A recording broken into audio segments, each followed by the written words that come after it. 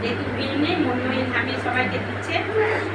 আর আমরা গেলাম, সুন্দর পৌঁছে গেছি এবং আচার্য দেবের যা সঙ্গ এত সুন্দর, সাক্ষাৎ এত সুন্দর। সেখানে গিয়ে আচার্য দেব এত সুন্দর বসে আছেন। প্রত্যেক মানুষরা যারা যারা নিবেদন করে, এখন এত সুন্দর করেছে না, নিবেদন আগে দাঁড়িয়ে থাকতে অসুবিধা, তো সবাই লাইন দিয়ে বসে দেয়, একজন করে বলে, একজন করে নিবেদন করে।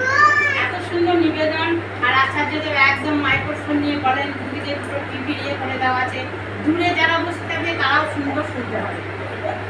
এবং আচার্য দেবের যে কথাবার্তা, প্রত্যেকটা সমস্যার সমাধান তিনি বসে বসে করে দেন। এবং প্রত্যেক মায়েরা, দাদারা ছিল, অনেকে ছিল। তারপরে যতক্ষণ 12টার মধ্যে দাদা উঠে গেলেন, যতক্ষণ বসে থাকেন ততক্ষণ মানে মা এবং দাদাদের যে সৎসঙ্গীদের এত ভিড়, তার প্রতি যত অতটা ইয়ে, আমরা একমাত্র ঠাকুরবাড়ি ছাড়া